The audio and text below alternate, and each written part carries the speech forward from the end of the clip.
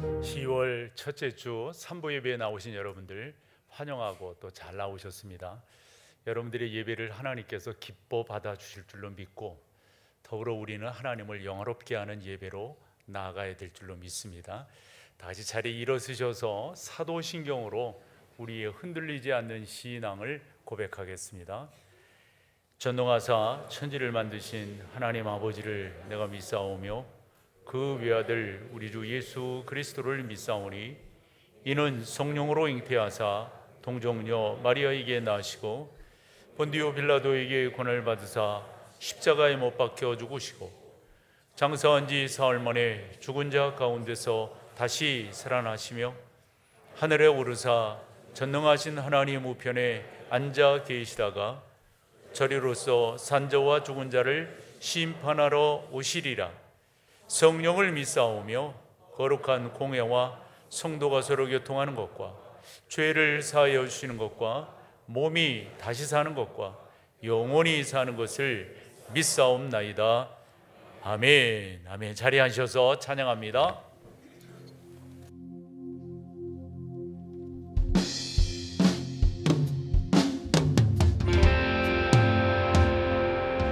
만복의 근원 되신 우리 하나님을 경배하며 찬양합니다.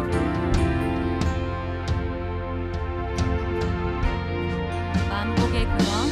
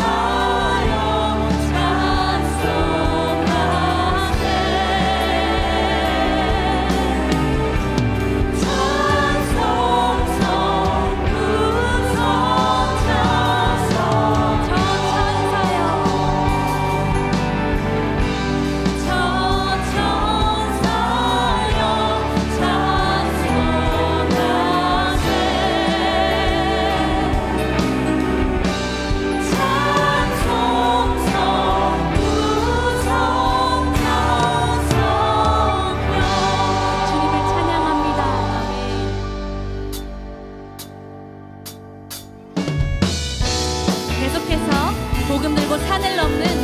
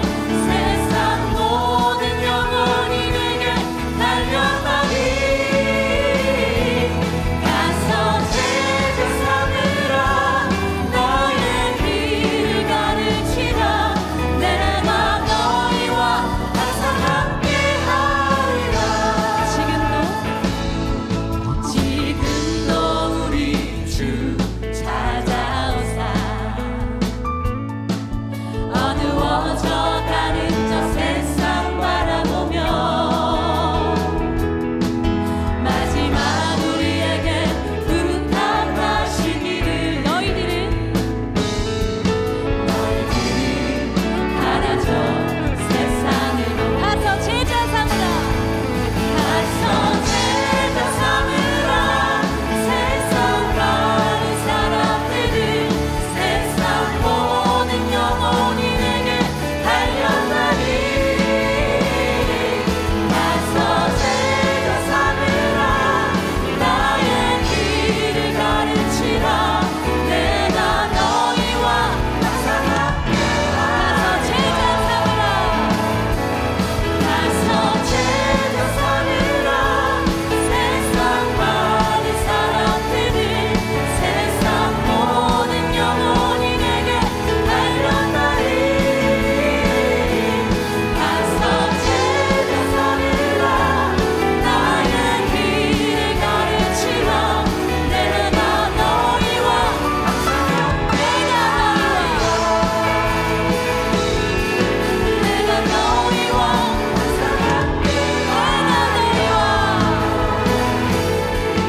내가 너희와 항상 우리와 항상 함께 하시는 주님께 감사의 박수 올려드립시다. 아멘.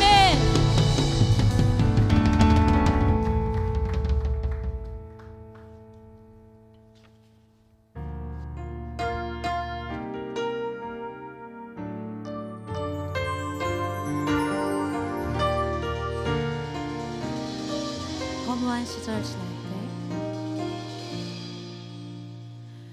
허무한 시절 지날 때 깊은 한숨 내쉴 때 그런 풍경 보시며 탄식하는 분이네 고와 같이 너희를 버려두지 않으리 내가 너희와 영원히 함께 처음부터 고백합시다.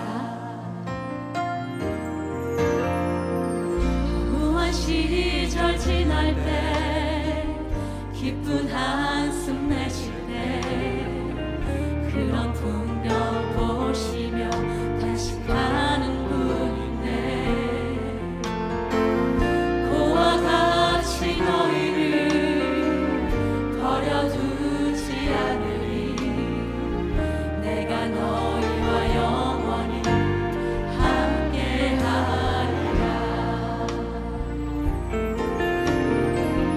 성령이 오셨네 성령이 오셨네 내 주에 보내신 성령이 오셨네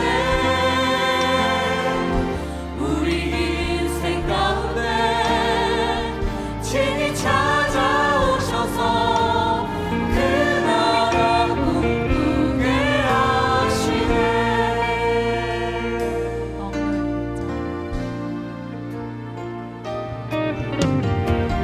억눌린 자 다친 자 자유함이 없는 자 피난처가 되시는 성령님 계시네 주의 영이 계신 곳에 참 자유가 있다네 진리의 영이신 성령이 오셨네 성령이 오셨네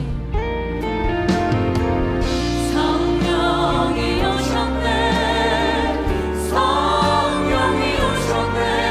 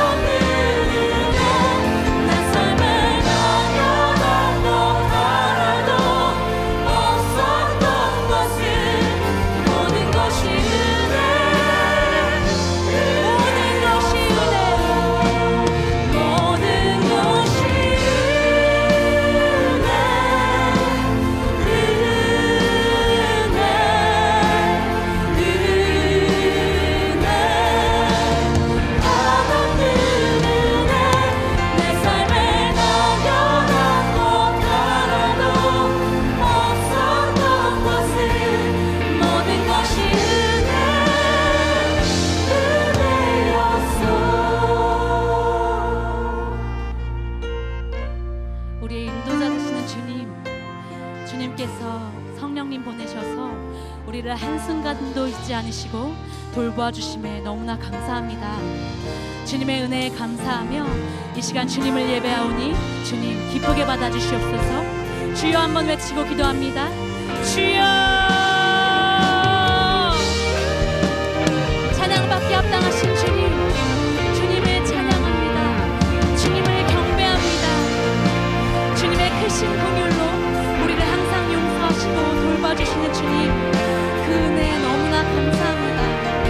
앞으로도 우리의 삶을 온전히 맡기며 주님 앞에 나아가오니 우리와 함께하여 주시옵소서. 성령 하나님, 이 시간 예배를 주관하여 주시고 오늘도 영의 양식을 채워주시옵소서. 감사드리며 예수님의 이름으로 기도합니다.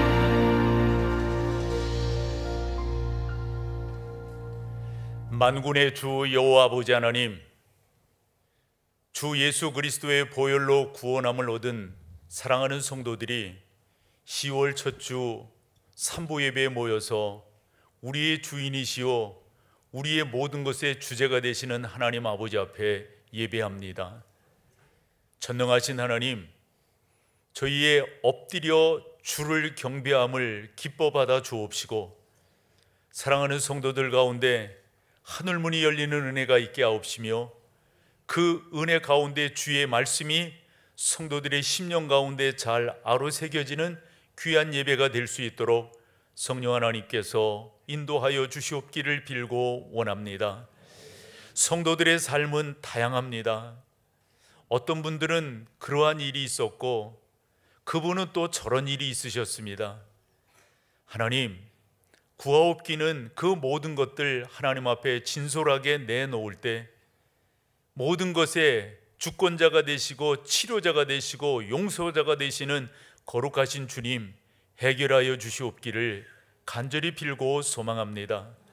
사랑하는 성도들 가운데는 바람이 있습니다. 그러나 주님, 저희의 마지막 구하는 것은 내 뜻대로 마옵시고 아버지의 뜻대로 이루어지기를 소망하올 때 주여 모든 것이 하나님께 영광이 되는 쪽으로 이루어 주시옵기를 간절히 빌고 소망합니다. 전능하신 하나님, 우리 교회는 전적으로 하나님을 영화롭게 하는 교회가 되기를 소망하고 모든 것 하나님께 올려지는 영광이 있는 교회가 되기를 소망합니다. 우리의 어린 생명들의 예배를 받아 주옵시고 우리 청소년들, 우리 청년들의 예배, 우리 장년들의 예배를 하나님께서 친히 거두어 주시옵기를 간절히 빌고 소망합니다. 아버지 하나님, 원하오나 뜻하오나 사모하오나 사정과 형편이 있어 진정으로 예배자리에 참여하지 못하는 저 북녘 땅, 그리고 선교 현지들, 또한 이 땅의 여러 구석구석을 살펴주시고 아버지 하나님의 놀라운 은혜가 존귀하게 일어날 수 있도록 성령 하나님 도와주시옵소서. 하나님 아버지, 10월 27일 날 우리 믿는 사람들이 한 곳에 모여서 하나님을 경외하는 동시에 차별금지법 발의를 철회해달라고, 그 법이 통과되면 안 된다고 우리 믿는 사람들이 모임을 가지려고 합니다. 성령 하나님, 저희를 도와주십시오. 성령 하나님, 우리의 자녀들의 그 믿음 세계를 도와주십시오. 하나님이 남자와 여자로 창조하셨건만 그렇지 않다고 주장하는 법을, 그리고 그렇게 우리가 말하면 법에 저촉이 된다고 법이 만들어진다고 합니다. 전능하신 하나님, 예수 그리스도만이 구원이신데 그렇게 말하면 그것도 안 된다는 그런 법을 만들려고 합니다. 성령 하나님, 도와주십시오. 이 땅을 긍휼히 여겨주십시오. 하나님 앞에 무릎 꿇어 기도하는 사랑하는 성도들의 기도에 응답해 주옵시고 주님, 모든 것이 합력하여 선을 이루는 역사가 있게 인도하여 주시옵소서. 우리의 모든 주인은 하나님이신 것을 고백하옵니다. 하나님만이 우리의 주권이십니다. 하나님만이 우리의 절대자이십니다. 주님, 이거 양보할 수가 없습니다. 주의 말씀이 우리의 길이요 진리요 생명인 것을 우리는 믿습니다. 이것 또한 양보할 수가 없습니다. 아버지여, 저희들을 도와주옵소서. 우리의 자녀 세대를 보호하여 주시옵소서. 하나님께서 지키시고 인도하여 주시옵소서. 주님을 믿습니다. 거룩하신 하나님, 오늘의 모든 예배를 주님께서 기뻐 받아 주옵시고, 특별히 시온성 찬양대의 찬양을 우리 하나님께서 흠명하여 주시고, 또한 찬양팀들의 찬양과 목사의 설교가 아버지 하나님의 은혜 가운데 성도들과 잘 교통할 수 있도록 성령 하나님 인도하여 주시옵소서. 함께 하시는 주님을 찬양하옵고 우리 주 예수님의 이름으로 기도드립니다. 아멘.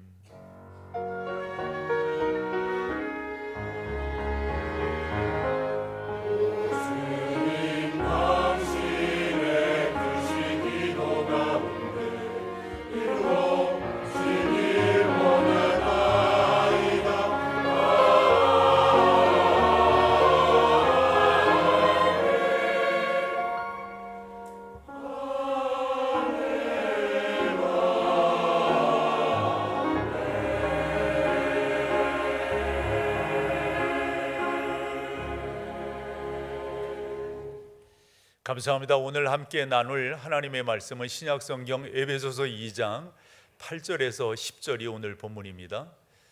에베소서 2장 8절에서 10절입니다. 너희는 그 은혜에 의하여 믿음으로 말미암아 구원을 받았으니 이것은 너희에게서 난 것이 아니요 하나님의 선물이라. 행위에서 난 것이 아니니 이는 누구든지 자랑하지 못하게 함이라. 10절은 같이 합니다. 우리는 그가 만드신 바라 그리스도 예수 안에서 선한 일을 위하여 지으심을 받은 자니 이 일은 하나님이 전에 예비하사 우리로 그 가운데서 행하게 하려 하심이니라. 아멘.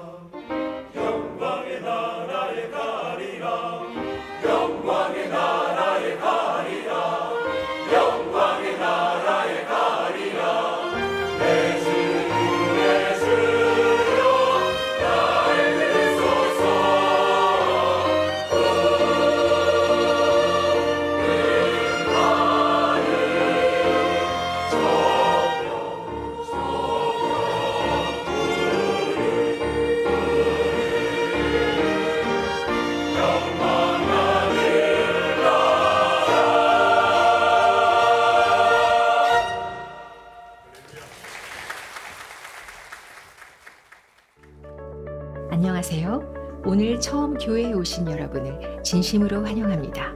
예배로 승리하는 목동제일교회 10월 6일 소식입니다. 첫 소식은 한국교회 200만 연합 예배 및 큰기도회 안내입니다. 7월 18일 날 대법원에서 동성 상대방 커플에게도 보험 피부양권을 인정하는 그 자리에 저도 있었습니다. 그게 판결하는 순간에 10년 동안이나 거기서 반대 운동을 했던 사람도 이제는 끝났다, 옆에 있는 기자들도 이제는 끝났다 이런 이야기를 듣고 그렇게 기도를 하는 중에 8월 2일 날 새벽에 하나님께서 제 마음에 하나님께서 너무나 강한 감동을 주셨어요.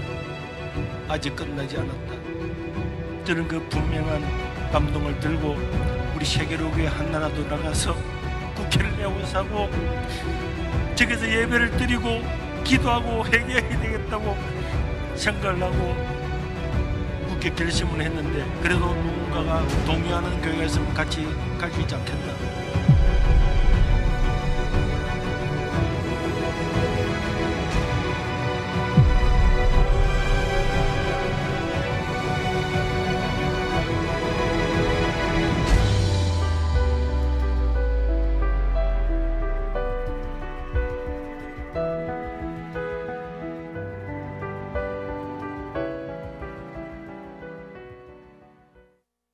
다음은 아버지 학교 안내입니다. 이 자리를 빌어 꼭 미안하다고 말하고 싶습니다.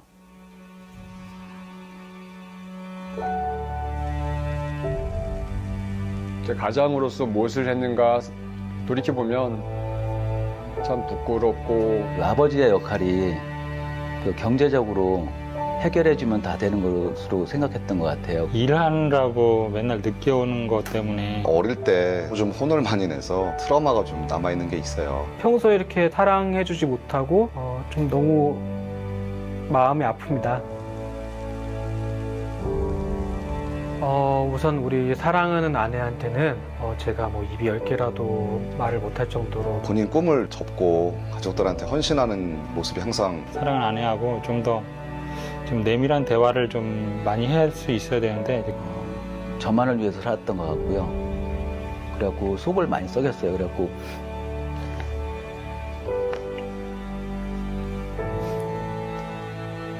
이후부터는 정말 잘하는 남편이자 아빠로서 살아갈 것을 다짐하고 싶습니다.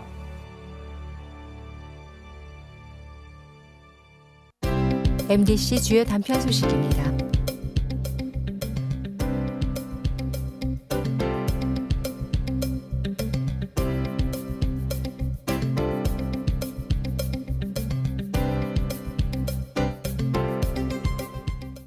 살아계신 하나님과 함께하는 은혜 가득한 올해에도 많은 새가족들이 교회에 등록을 해주셨는데요. 4주차 제가 만나게 되거든요. 그럴 때마다 빼놓지 않고 하는 질문이, 왜 우리 교회에 등록해 주셨어요? 어찌 보면 좀 죄송한 질문이기도 합니다. 그러나 그 질문을 꼭 하고 싶었던 것은, 저분은 어떠한 목적을 갖고 이제 수평이동하는 그런 성도들이 많으니까요, 이 교회를 등록을 하셨을까 궁금해서 던지는 질문인데요. 조지 바나 연구소에서 내놓은 그 4가지 특징과 딱 맞아 들어가는 것을 알 수가 있습니다. 우리 교회를 다니시면서 신앙생활 잘하고 싶다고, 우리 교회를 다니면서 영적으로 성장, 성숙하고 싶다라는 표현을 사실 입 밖으로 내놓지는 않을 때도 있지만은, 제가 이렇게 보면 다 그러한 목적 가운데서 성도들이 교회에 등록하고 또 모이고 있다, 이리 생각을 합니다. 그런데 등록하는 성도들만 그럴까요? 여러분들은 그렇지 않으실까요?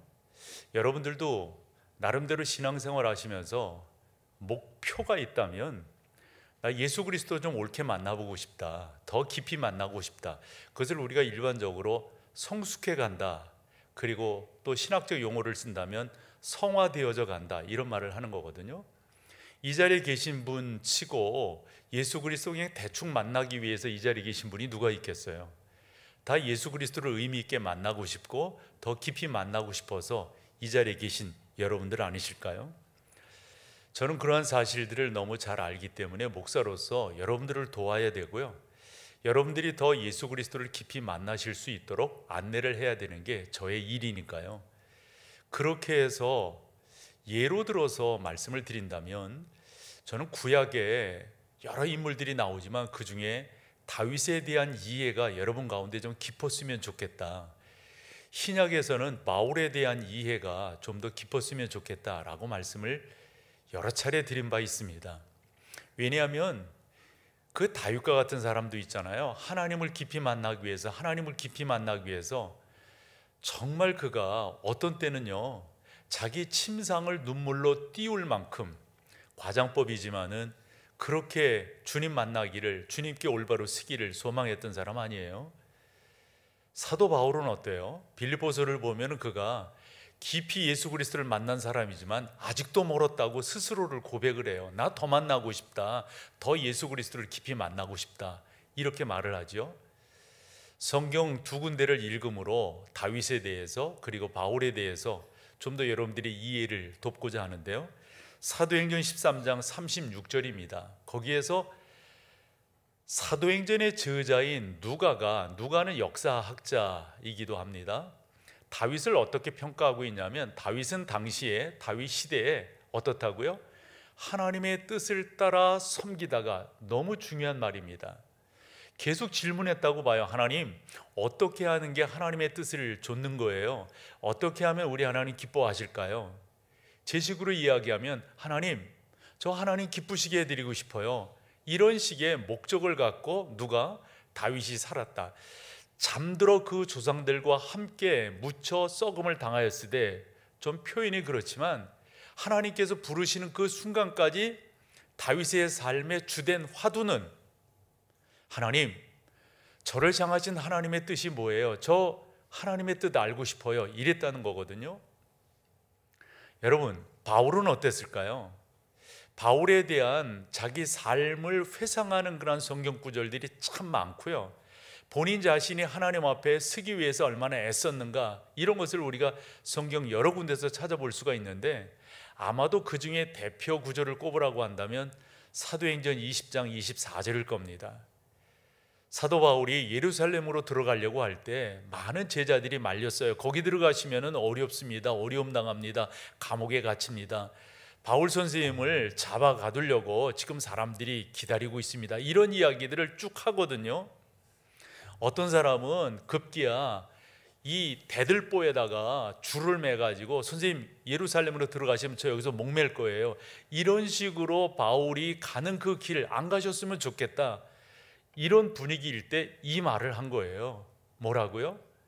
내가 달려갈 길과 주 예수께 받은 사명, 그것이 있는데, 그 사명 곧 하나님의 은혜의 복음을 증언하는 일을 마치려 하면 어떻다고요? 나의 생명조차 귀한 것으로 여기지 않겠다. 여러분, 존 웨슬리를 비롯해서 근자의 믿음의 사람들이 그러한 삶의 태도를 가졌거든요. 사명자는 죽지 않는다. 나에게 어떤 사명이 있기 때문에 내가 이 땅에 존재하는 거다. 어떠세요, 여러분? 여러분들이 지금 이 자리에 예배자로 계시지만 단순히 이 예배자로 계신다고 하는 게 여러분들의 삶 전체를 만족시키지는 않을걸요. 더더욱 여러분들이 더 예수 그리스도를 깊이 만나고 싶고 그분과 교제하고 싶고, 더 나아가서 내 삶에, 우리 철학적 용어를 써보자고, 존재 이유가 뭐냐고요. 내가 이 땅에 아직도 생명을 부지하면서 지금 살아있는 그 이유가 어디에 있냔 말이에요. 저는 이것에 대한 분명한 여러분들의 확신 또는 다짐, 오늘 제가 설교하려고 하는 그와 같은 이 의미 있는 삶을 여러분들이 살기로 결정하신다면 이건 되는 거 아닐까요? 여러분 한번 여러분 주변을, 또 주변 중에서도 친한 사람들, 예수 안 믿는 사람들 중에요, 그런 사람들 한번 생각을 해보세요. 그런 분들은 이 땅을 살아가면서 목적이 뭐예요? 일반적으로 두 가지라고 이야기하거든요. 좋게 표현할 때는 일이라는 표현을 씁니다. 직업. 사실 직업이라고 하는 게 나를 이 땅에서 존재의 의미로서 구현해내는 상당히 중요한 거잖아요. 단순히 돈 벌고 이런 게 아니잖아요. 그런데 정말 요즘이야말로 어떠한가 하는 것들을 생각을 해보면 많은 생각을 하게 됩니다. 그래서 직업의 가치, 일의 의미보다도 어디가 더 샐러리가 높은가 이런 거 많이 찾는 요즘 세상 아닐까요? 그런 모습들을 이렇게 본다면 세상 사람들이 예수 그리스도께서 우리를 이 땅에 만드신 목적을 모르고 살아갈 때 다분히 그렇단 말이에요. 리고렌의 책 여러분들이 아마 읽으셨을 것 같아요. 목적이 이끄는 삶이라고. 내가 어떤 목적을 갖고 있느냐에 따라서 글로 이끌림을 받는다 이거 아니겠어요? 예를 들어서 운전을 한다고 생각을 해봐요. 여러분들이 부산을 가려면 대개 차에 내비게이션이 있으니까 아마 그렇게 찍고 갈 거라고요. 그러면 여러분들이 그 목적을 갖고 가니까 그렇게 운전을 하지 엉뚱한 데로 운전해 가는 사람이 있을까요? 세상은 그렇다고요. 그러니까 내가 어떠한 목적을 갖고 살아가느냐에 따라서 그 삶이 이루어져 가는데, 예수 그리스도 바깥에 있는 사람들의 삶의 가치들을 보면은 야고보가 정리한 대로 욕심이라고 볼 수가 있습니다. 그걸 좀 더 격하게 이야기하면 탐욕이라고 볼 수가 있죠. 좀 더 그것을 우리가 이기적인 삶이다 이렇게 정의를 해볼 수가 있다고 봅니다. 또한 사람들은 아마 이 땅을 살아가면서 명예, 이것도 되게 중요하게 여기지 않을까 싶어요. 명예라고 하는 것, 그것을 위해서 아마 밤잠을, 그것을 위해서 자기의 온갖 노력을, 그것을 위해서, 이것도 조심스러운 표현이지만 수단과 방법을 가리지 않나 싶습니다. 이런 얘기하는 게 조금 조심스럽습니다만 근자에 우리나라의 리더십을 갖고 있는 사람들을 보면 수단과 방법을 가리지 않고 그 자리에 가지 않았나 싶어요. 어떠세요, 여러분? 여러분들도 그러시는 거예요? 그건 좀 그렇지 않을까요? 저는 이렇게 정리를 해보고 싶은데요, 목사인 저에게 여러분들이 하지 말으셔야 될 말이 있습니다. 그게 성공하셨네요, 이 말입니다. 목사인 제가 성공을 뭘 어떻게 했다는 거예요? 죄송하지만 성공이라고 하는 그 가치를 향해서 저 달려오지 않았거든요. 하나님께서 나를 부르신 부르심이 이것이다, 그 의미 있는 삶을 위해서 저는 달려왔지요. 성공이라고 하는 꼭지점을 향해서 저는 달려오지 않았어요. 혹 가다가 목사들 중에도 목회에 성공하셨네요, 뭐 어쩌네요 저쩌네요 이런 말들을 합니다마는 그것은 건강한 표현이 아니란 말씀이죠. 조지 바나가 이런 유의 설교를 한 적이 있습니다. 만일 내가 아주 성공했다면, 만일 내가 아주 그럴듯한 자리에 올라갔다면, 그런데 질문이 그거예요. 그런데 왜 나는 행복하지 않지? 어떠세요, 여러분? 여러분들이 그렇게 달려오셨다 치자고요. 예를 들어 저도 이제 어느 정도 나이가 있으니까 그래서 왔어요. 만약 그런데 왜 나는 행복하지 않지? 좋아요, 표현을 해볼게요. 그 정도의 교회를 일구었어요. 그런데 왜 불안하지? 종종 제가 제 안에 다윗이 되어서 외치는 것이 있어요. 너는 왜 불안하여 하는 거? 왜 불안한 거예요, 여러분? 그래서 다윗은 뭐라고 말했습니까? 하나님을 바라라, 하나님을 바라라. 내 안에 좋아요, 그 정도 이루었어요. 그 정도 사람들이 그렇게 칭찬 아닌 칭찬하고 그런다고요. 그런데 왜 불안한 거예요? 왜 만족이 없는 거예요? 조지 바나의 이야기처럼 왜 행복하지 않은 거예요? 여러분, 한 번 더 생각해 봐야 되지 않을까요? 중요한 것은 우리식으로 이야기해서 의미 있는 삶을 살지 않았기 때문입니다. 우리가 생각하는 의미 있는 삶이라고 하는 것은 샐러리가 많다, 사람들에게 어떤 칭찬과 격려와 부러움이 있다, 적어도 그런 삶을 살려고 우리는 목적해 가지 않는다는 거죠. 하나님이 나를 이 땅에 만드신 이유가 뭔가, 그 목적이 뭔가. 요한복음 13장을 보면 예수님께서 이제 마지막 시간, 얼마 남지 않으셨으니까 제자들과 함께 우리가 흔히 말하는 성만찬을 나누십니다. 그리고 허리에 수건을 동이시고 대야 물을 떠다가 제자들의 발을 그때 제자들이 깜짝 놀라잖아요. 왜요? 이럴 수는 없다는 거예요. 제자가 선생의 발을 씻기거나 종이 주인의 발을 씻기는 경우는 우리 가운데 있어도 선생이 주인이 우리의 발을 씻길 수는 없다는 거예요. 주님 말씀하셨어요. 거부한다면, 그러려고 한다면 너 나랑 상관이 없다. 베드로가 그 다음 뭔 말을 해? 그러면 몸 전체를 씻겨주세요. 아니다.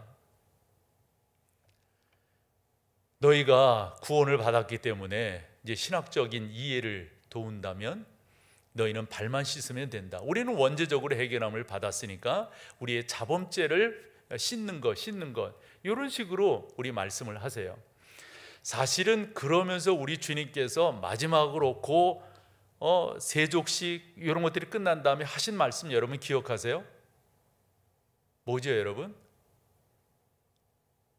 이 조용함은 너희도 이렇게 해라. 왜 그렇게 하신 거예요? 여러분 그게 의미 있는 삶이에요.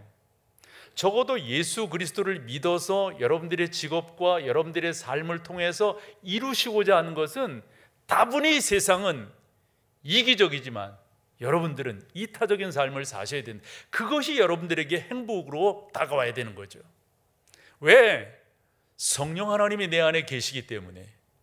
이기적인 삶이 아니라 이타적인 삶으로 우리 주님께서 행하신 그러한 삶으로 내 안에 주어지는 것, 그게 너무도, 그런데 제자들은 그 의미를 깨닫지 못해요. 주님께서 제자들에게 이렇게 말씀을 마지막으로 그 성만찬 자리에서 끝 무렵에 하십니다.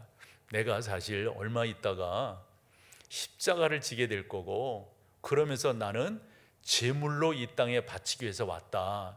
이러니까 제자들의 근심이 더 깊어지는 거예요. 그래서 14장으로 넘어가 보면 그런 제자들을 향해서 예수님 뭐라고 말씀하지? 염려하지 말아라. 너희는 근심하지 말아라. 하나님을 믿으니 또 나를 믿. 그래서 저는 다음번 성경에는 그것이 좀 더 구체적인 표현으로 되어져야 된다. 하나님을 믿는 것 같이 나를 믿어라. 그러면서 우리 주님이 제자들을 안심시키기 위해서 내가 그렇게 십자가를 지고 그 일을 하는 것은 너희를 위하여 거처를 예비하러 가는 것이다. 거처를 예비하고 나면 다시 너희에게로 와서 너희를 나 있는 곳으로 이끌어. 이 제자들이 마음이 안 놓여요. 그러면서 우리 주님께서 제자들을 향해서 우리의 삶이라고 하는 건 우리는 이러한 의미로 말이 안 됩니다. 그런 제자들에게 우리 주님께서 요한복음 14장 27절에 의미 있는 말씀을 하세요. 여러분 뭐예요? 평안을 너에게. 이게 제자들이 이게 또 받아들이기 더 곤란한 거. 이제까지 그래 거셔가지고 근심 걱정하는데 평안을 너희에게 끼친다? 뭐 어떻게 끼칠 건데요? 아마 그런 질문이 있었던 것 같습니다. 그때 우리 주님께서 뭐라고 말씀하세요? 나의 평안이에요. 나의 평안. 여러분 생각해 보세요. 예수님이 우리에게 주는 평안이 있어요. 믿습니까? 여러분 그거 경험하셨어요? 오늘 조용하기로 작정하셨죠? 여러분 예수 그리스도께서 여러분들에게 주시는 그 평안 경험하셨습니까? 여러분 그게 구원이신 거 그거 알고 계세요? 맨날 믿습니다. 천만의 말씀 뭐를 믿는 건데요? 너무 우리는 값싼 기독교에 물들어 있어요. 보네포가 안타까워했던 게 그런 거예요. 믿는다고 하면서도 온 세계에 전쟁을 일으키고 있는 독일인 지식인들을 향해서 그 말을 하는 거예요. 옥중서신을 통해서. 우리는 너무 값싼 기독교다. 믿습니다. 뭘 믿는 건데요? 우리 주님 말씀을 여러분들이 믿으셔야 되고 그 믿음은 여러분들의 고백으로 나타나야 돼요. 맞아요. 주님이 주시는 평안이 저에게 있습니다. 그러면서 제자들이 또 그게 뭔데요? 뭔데 이랬던 것 같아요. 그랬더니 뭐라 말씀하세요? 너희에게 주는 것은, 내가 너희에게 주는 것은 어떻다요? 세상에 주는 것과. 저는 지속적으로 기도하며 왔던 게 주님 저 이거 맛보고 싶어요. 이거 맛보고 싶어요. 사랑하는 여러분, 의미 있는 삶 살아야 되지 않을까요? 똑같이 신앙생활하면서도 여타 사람들처럼 우리도 직업에 대해서 샐러리에 대해서 부에 대해서 흔히 세상 사람들이 말하는 명예에 대해서 지속적으로 관심을 갖고 의미 있는 삶은 저쪽에다가 쭉 밀어버리고 살아간다면 그게 여러분들에게 행복을 줄까요? 조지 바나가 한 말이 맞아요. 나 그런 자리에 갔는데 왜 내 안에 행복이 없는 거지? 저는 근래 이런 식의 이야기를 많이 하는데요. 그래서 저는 어느 정도 그래도 나이가 됐잖아요. 난 너무 감사해요, 그런 것들이. 왜냐하면 이런 설교를 할 수 있으니까. 예전에 이런 설교 못했잖아요. 무슨 설교냐면 난 경험해 봤다는 거예요. 경험해 봤다. 66가지 이렇게 살아오면서 하나님께서 나에게 주신 은혜들이 있단 말이에요. 이게 경험된 거예요. 그러니까 여러분들이 훨씬 더 자신 있게 말씀드릴 수가 있는 거죠.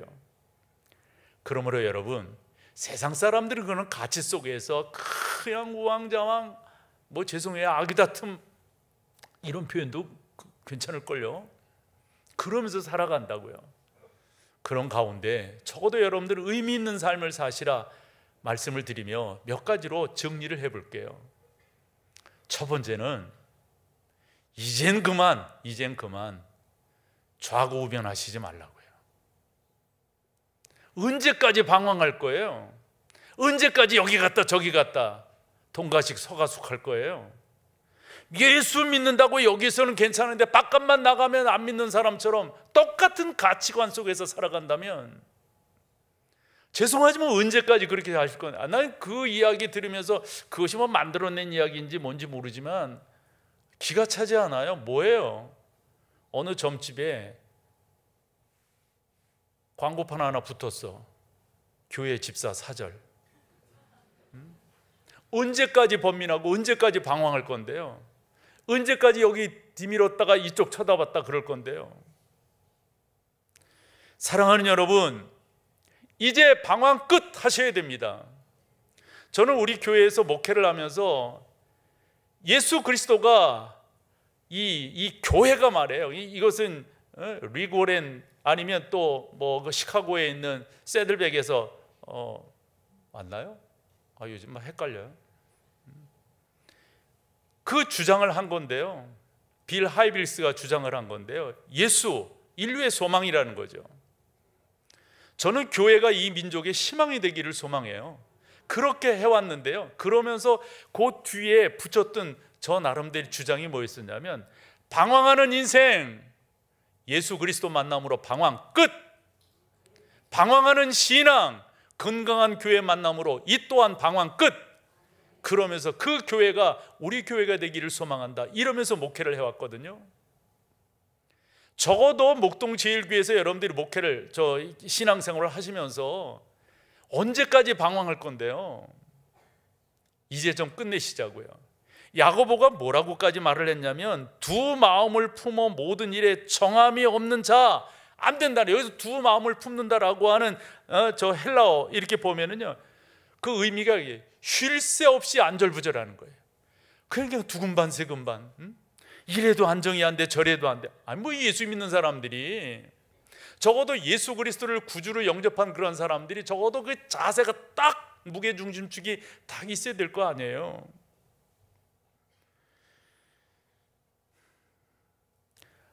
우리 교단의 헌법 중에 이런 말이 있어요. 목사의 이중직을 금한다, 이런 말이에요.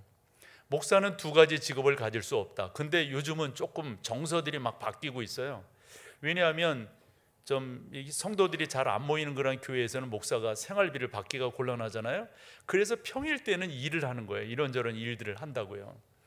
우리가 그런 것을 예전에 미국식으로 설명을 한다면 자비량 목회 뭐 이런 식으로 뭐 바울이 뭐 자비량했다 뭐 이러면서 했는데 그건 건강한 그런 모습이 아니죠. 그래서 우리 헌법에 우리 교단 헌법에 보면 목사의 이중직을 금한다. 쉽게 예를 든다면 신학교에서 교수를 할 수도 있잖아요. 그 사람은 교회를 목회하면 안 된다 이거예요. 둘 중에 하나를 선택해라. 여러분 왜 그럴까요? 이유가 어디 있을까요? 충분히 그런 거 할 수 있거든요. 그런데 왜 금하는 걸까요? 좀 더 집중하게끔 하기 위해서. 언제까지 여기 갔다 그럴 건데요. 저는 여러분들이 그런 면에서 온전함으로 나가기를 소망할 때 성경 몇 군데를 소개해 볼게요. 잠언 3장 6절입니다. 여러분, 범사에 하나님을 인정하십시오. 범사에 하나님이 나의 주인임을 인정하세요. 그분이 나의 통치자임을 인정하세요. 그리하면 어찌하신다고요? 여러분들을 코치해 주실 거예요. 또 한 군데 시편 25편 5절입니다. 참 귀합니다. 이렇게 기도하는 거예요. 하나님의 사람 다윗이. 같이 한번 읽어보세요. 주의 진리로 나를 지도하시고 교훈하소서. 주는 내 구원의 하나님이시니 내가 종일 주를. 여러분이 여기서 기다린다라고 하는 저 표현도 괜찮지만 바라나이다, 이 우리 해바라기라는 말이 있잖아요. 종일토록 주님 바랄게요 제가. 그런데 조건이 있습니다. 그렇게 되기 위해서는 주님의 진리로 다스림을 받아야, 교훈을 얻어야만 이게 가능하다 하는 겁니다. 잠언 16장 9절입니다. 같이 한번 읽어보시죠. 사람이 마음으로 자기의 길을 계획할지라도 그 걸음을 인도하시는 이는. 아멘, 아멘. 여러분들의 영적 내비게이션을 정확하게 맞추세요. 정확하게. 하나님의 선하신 뜻, 오늘 성경도 보면 그거잖아요. 우리를 구원하신 그 목적이 뭐라는 거예요. 바울은 정확하게 딱 정리를 하기를, 여러분들은 하나님의 작품이라는 거예요. 이게 10절이잖아요. 하나님의 작품이라는 거예요. 하나님의 작품은 뭐 하는 사람이냐? 그분의 선한 일을 위해서 여러분들을 하나님께서 작품으로 만드셨다는 거예요. 어떻게 하실래요, 여러분? 이사야는 이렇게 말을 했습니다. 26장 3절에 제가 참 좋아하는 그러한 표현인데요. 같이 한번 읽어보실까요? 주께서 심지가 견고한 자를 평강의 평강으로 지키시리니 이는 그가 주를. 아멘, 아멘. 그런 은혜가 우리 가운데, 저 신뢰함이라고 하는 표현도 좋지만 옛날 성경 의뢰함이니이다 그랬어요. 우리가 그 하나님을 의뢰하면 어떤 사람이? 심지가 견고한 사람이에요. 이런 표현 좋아하거든요. 이런 표현들. 적어도 우리 목동제일교회 성도들은 이러한 자세로 그 하나님을 찾고 그 하나님을 온전하게 만나며 나아가는, 여러분들이 잘 아시는 성경 구절이 하나 있습니다. 시편 127편 그 중에 2절인데요. 그걸 전후반으로 좀 나눠볼게요. 전반에 뭐라고 말했어요? 너희가 일찍 일어나고 늦게 누우며 수고의 떡을 먹음이 어떻다고요? 하나님 없이 살아가는 인생은. 그 다음에 그러므로 여호와께서, 그렇지만 여호와께서 그 사랑하시는 자에게는, 즉 하나님을 의지하는 자에게는 뭐라고요? 여기서 잠이라고 하는 게 이런 잠이 아니잖아요, 여러분. 그런 사람에게는 하나님께서 평안함을 주신다, 이렇게 여러분들이 이해를 하시면 되리라고 봐요. 그러므로 사랑하는 여러분, 다른 무엇보다도 이젠 좀 그만하시자고요. 이젠 좀 그치시자고요. 좌고우면하는 거, 동가식 서가숙하는 거, 언제까지 여러분 이쪽 저쪽 바라보면서 하나님, 그분이 여러분들의 의미 있는 삶으로 존재케 하시니까 여러분들이 그 하나님을 온전하게 집중해서 나아가는 그런 은혜가 있기를 간절히 소망합니다. 그러면서 두 번째로는, 좀 여러분들이 하나님 앞에 부르심을 입었으니까 그 부르심을 좀 더 키워나가시라고. 키워나가세요. 이것을.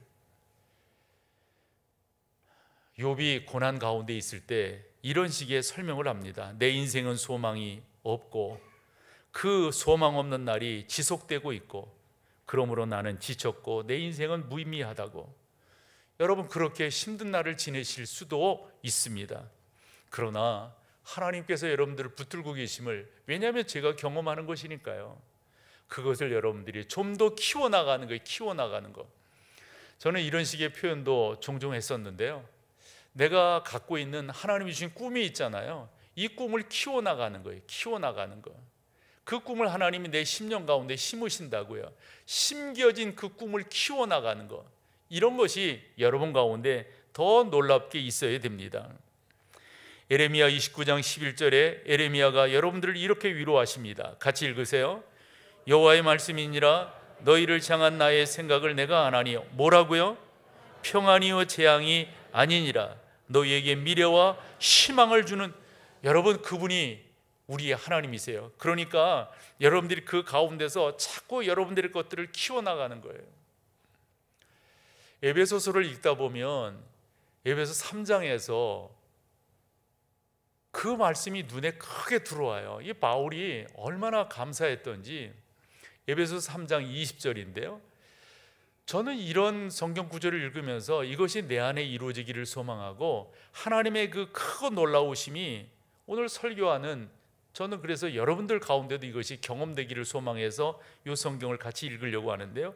같이 한번 읽어보실까요? 우리 가운데 역사하시는 능력대로 우리가, 보세요, 구하거나 생각하는 모든 것, 옛날 성경에는 온갖 것이라고 그랬어요. 온갖 것. 이 모든 것에 어떻게 하신다요? 더 넘치도록 하신대요. 그 하나님이 나의 하나님이신데 그 하나님을 경험해야 되지 않겠어요? 여러분, 하나님이 요 정도 경험한 것 가지고 안 되고요, 키워나가셔야 돼요. 발목까지 차는 거 가지고 안 돼요. 에스겔이 그 말하고 있는 거예요. 무릎까지 차고 허리까지 차고 가슴까지 차야만이 수용을 할 수가 있다고요. 그 은혜의 바다를 마음껏 다닐 수가 있다고요. 우리 가운데 그런 은혜가 충만하기를 소망합니다. 여러분, 소망합니다. 그런 은혜가 있기를. 세 번째로 말씀드릴 것은, 그러므로 흔들리시지 말고 더 주님께 집중하고, 더 주님께 집중하고. 이 집중이라고 하는 게 뭐 여러분들이 일반적으로도 많이 들으셨을 것 같아요. 집중한다고 하는 것만큼 중요한 게 없어요. 돋보기로 빛을 모으면 불을 내잖아요. 여러분 가운데 더 그렇게 집중하고 더 집중하고, 아마 이렇게 집중하며 주의 은혜를 구하며 나갔던 사람이 사도 바울이 아닌가 싶어요. 바울은 그 놀라운 것들을 경험한 사람이잖아요. 우리가 빌립보 성경도 보면 바울은 뭐 이 세상 것도 경험했지만 그 모든 것들을 배설물로 여기는 이유가 있었다고 설명을 하잖아요. 하나님의 은혜가 자기에게 얼마나 컸는지, 당신에게 얼마나 컸는지. 그러면서 그 유명한 빌립보서 3장 13절, 그 14절 이렇게 보는데, 먼저 13절을 같이 읽어보세요. 형제들아, 나는 아직 내가 잡은 줄로 여기, 아니 여러분, 이게 여타 사람이, 저 같은 사람이 이야기한다면 뭐 그렇겠지, 근데 지금 이 이야기를 누가 하고 있는 거예요? 하늘의 신령한 은혜를 맛본 사람, 하늘의 3층천까지 맛본 사람, 예수 그리스도로부터 직접 이름이 불려졌고 예수 그리스도께로부터 직접 음성을 들은 수많은 하나님의 은사들을 경험했고, 수많은 경험을 통하여 많은 사람들을 위로하고 격려했던 이 사도 바울조차도 뭐라고 말한다고요? 나는 아직 아니라고, 나는 아직 멀었다고. 그러면서 뭐라고 말하냐면, 앞에 것은 이렇게 하고요, 잊어버리고요, 뒤에 것은 잊어버리고 앞에 있는 그것을 찾으려고 노력을 한다고 설명하고 있음을 봅니다. 그것이 바로 14절입니다. 14절 같이 읽습니다. 둯대를 향하여 그리스도 예수 안에서 하나님이 위해서 부르신 부름의 상을 위하여 달려간다. 이 달려간다고 하는 저 단어가 가지고 있는 정서도 있잖아요. 그런 거예요. 사냥개가 먹이가 있잖아요. 그러면 개가 이렇게 막 그 사냥물을 향해서, 그 먹이를 향해서 뛰어갈 때, 여러분 밭둑으로 눈둑으로 뛰어가는 거, 골라서 뛰어가는 거, 그런 개 봤어요? 가리지 않습니다. 나 어릴 때 봤어요. 꼬꾸라지면서까지 막 달려가는 거예요. 그 목표물을 향해서 그걸 잡으려고. 사도 바울은 그렇게 하나님께 집중해서, 그 어떤 것이 자기를 흔들지 못하도록 그렇게 집중해서 달려가는 하나님의 사람인 것을 볼 수가 있었습니다. 사랑하는 여러분, 잊어버릴 거 잊어버려야 됩니다. 잡을 거 잡아야 됩니다. 집중하셔야 됩니다. 피터 트러커가 한 강연에서 그 자리에 있는 분들에게 두 가지를 이야기했습니다. 그 첫 번째는 나는 어떤 일을 하고 있는가, 이걸 살펴보라는 거예요. 나는 어떤 일을 하고 있는가. 저는 그래서 이것을 영적으로 생각해 봤어요. 나는 영적인 면에서 어느 정도인가. 그 다음에 두 번째로 여러분들이 알으셔야 될 것, 그러면서 트러커가 한 말이, 그 일은 지금 어느 정도로 진행되고 있는가. 여러분 생각하셔야 되지 않겠어요? 나의 영적인 것은 어느 정도로 진행되고 있는가. 나는 하나님을 어느 정도로 알아가고 있는가. 버릴 것 버리고 있는가. 찾을 것 찾기 위해 달려가고 있는가. 빌리 그레이엄이 돌아가신 지도 한 5년 됐는데, 저 빌리 그레이엄 같은 경우도 사실 아마 뭐 여러 가지 수식어들이 있지만은 근자에 저분만큼 주의 복음 사역에 귀하게 쓰인 분이 어디 있을까 그러거든요. 지금도 저분을 통해서 이루어진 단체가 이 사마리탄 펄슨인가 뭐 그런 단체가 있는데 거기도 그 일을 하는 걸 보면요, 얼마나 열심히 참 귀하게 일들을 잘 감당하고 있는지. 그리고 저 빌리 그레이엄은 미국 대통령 5분인가를 이렇게 거쳤다고 제가 들었어요. 근데 그 5분을 이렇게 거칠 때 나름대로 그 영적인 어떤 멘토잖아요, 대통령들에게. 그때 한 번은 이런 부탁을 받았다는 거예요. 혹시 대통령 고문을 맡아주실 수 있습니까? 난 그 자리가 어떤 자리인지 모르지만 표시가 그렇게 돼 있어서 그대로 인용을 해보면 대통령 고문을 맡아줄 수 없습니까? 그랬더니 빌리 그레이엄이 정중히 사과를 합니다. 감사합니다. 정말 영광스러운 자리인 것을 제가 압니다. 하지만 하나님이 나를 부르신 목적은 그 일이 아니라 복음을 전하는 일인 것을 믿습니다.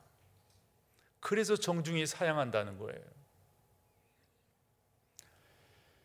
김정한 목사님을 제가 좀 알잖아요. 저 목사님을 뵈면서도 저분은 이제 대학 때는 그 미국에서 공부를 하시면서 정치학을 전공하셨고요. 자기 꿈은 정치인이 되는 거예요, 이 땅에 오셔서. 그런데 하나님께서 저를 불러서 목사가 되게 하셨고 그렇게 복음 사역. 그래서 수원에서 이렇게 하면서 나름대로 정치적 그런 프로포저가 얼마나 당신한테 많았는지 모른다는 거예요. 그때마다 제가 사적인 자리에서 여러 번 저 얘기를 들었어요. 사양합니다. 나는 복음 전하는 사람이고 복음 전하기 위해서 이 땅에 존재하지 그런 일에 나는 관심이 없습니다. 저는 많은 도전을 제 자신이 받습니다. 주의 부르심이 나에게 얼마나 가치 있는 것인가. 이 목사님 그거 아니에요. 주께서 복음 전하는 자로 당신을 부르셨다고 하는 이 프라우드함이 너무도 세상 그 어떤 것과 비교할 수 없는 거예요. 나는 과연 그런가? 나는 과연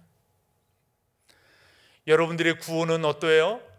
여러분들의 부르심은 어떠하시냐고요? 여러분 정말 여러분들이 집중하며 하나님 앞에 나아가고 계신가요? 소망해요 여러분. 그렇게 우리 달려가자고요. 그러면서 여러분들이 하셔야 될 것이 있다면 하나님 저 좀 도와주세요. 하나님 저와 함께 이 도와주세요, 함께 해주세요. 이게 있잖아요. 우리가 하나님께서 불러가신 그 순간까지 해야 될 기도예요. 끝까지 우리는 하나님 부르실 때까지 주 앞에 잘 쓰임 받다가 저 부름 받을 수 있도록 도와주세요. 그러며 주 앞에 나아가는 여러분 되시기를 소망하고, 마지막 한 가지, 이게 중요한데요. 내가 어떻게 그와 같은 스탠스를 취할 수가 있는가? 내가 어떻게 그 부름받은 그 부름에 합당하게 응답하며 나아갈 수가 있는가? 여러분, 바울이 로마야에 그런 표현을 썼어요. 여러분 모두는 하나님의 심판대 앞에 설 거라고. 여러분 생각해 보세요. 하나님의 심판대 앞에 우리가 쓴다고 하는 것. 그래서 심판대라고 하는 말이 뭔가 봤더니 무슨 경기가 열리고 있잖아요. 그러면 심판들이 이렇게 높은 데 올라가서 보는 거예요. 이렇게 보는 거예요. 그때 여러분 심판 속일 수 있습니까? 정서적으로 보면 속일 수 없는 거예요. 여러분 보세요. 우리가 뭔가를 말씀드리면 그 말씀드린 것을 하나님이 하나하나 적으시고 너 그렇게 했구나 그렇게 했구나 지금 그러시는, 말씀드리지 않더라도 하나님은 다 아시잖아요. 다 아시잖아요. 여러분 중요한 게 10절에 저렇지만 12절로 가보면 이렇게 표현되어 있어요. 이러므로 우리 각 사람이 자기 일을 하나님께 어떻게 한다고요? 짓고 한다고 하는 말이 뭐예요? 뭐 분명히 이 단어적인 의미를 여러분들이 다 아시는데 저 의미는 있잖아요. 이런 의미가 더 강해요. 제 주가 제 물을 갖고 제단에다가 올려놓는 거예요. 올려놓는 거. 여러분 그 제주가 재물을 갖고 그렇게 올려놓을 때 에이 되려면 되고 말려면 말아 이런 식으로 마음 갖고 할까요? 정성을 다해서 올려놓을 거라고요. 정성을. 제가 저 땅에서 이렇게 살다 왔습니다. 이게 저입니다. 이게 제가 한 일입니다. 이렇게 보고하게 될 거예요. 그러면 하나님이 모르시기 때문에 그래 그러니 했니? 뭐 그랬구나. 이러시려고 그러는 거예요? 그거 아닌 거 여러분 아시잖아요. 우리 스스로 고백하게 한다는 거예요. 왜? 의미를 되새기게. 우리가 이 땅에 있으면서도 하나님 앞에 내가 그렇게 나아갈 것이로구나, 내가 그 하나님의 보좌 앞에 그렇게 쓸 거로구나, 이런 것들을 깨닫게끔 하시기 위해서 그렇다는 거예요. 사랑하는 여러분, 저는 여러분들이, 저도 그렇고요, 주님 앞에 그렇게 쓰임 받고 싶어요. 그렇게 주 앞에 쓰고 싶어요. 그래서 이렇게 설교하는 거예요. 잠언 16장 4절에 하나님의 사람 솔로몬이 이렇게 교훈을 합니다. 같이 읽어볼까요? 여호와께서 온갖 것을 그 쓰임에 적당하게 지으셨다고요. 똑같이 만들지 않으셨어요. 똑같이 부르지 않으셨어요. 여러분 한 분 한 분이 하나님 앞에는 그렇게 소중한 거예요.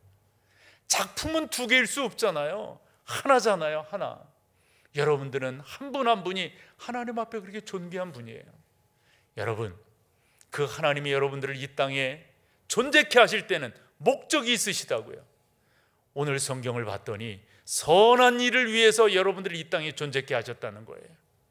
그 선한 일, 그 부르심에 저도 그렇고 여러분들도 그렇고 합당하게 살다가 주께서 부르실 때 아멘, 주 예수여 어서 오시옵소서, 인도하신 하나님께 감사하며.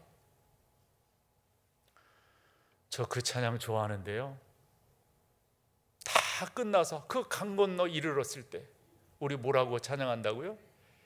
예수 인도하셨네, 매일 발걸음마다 어때요? 예수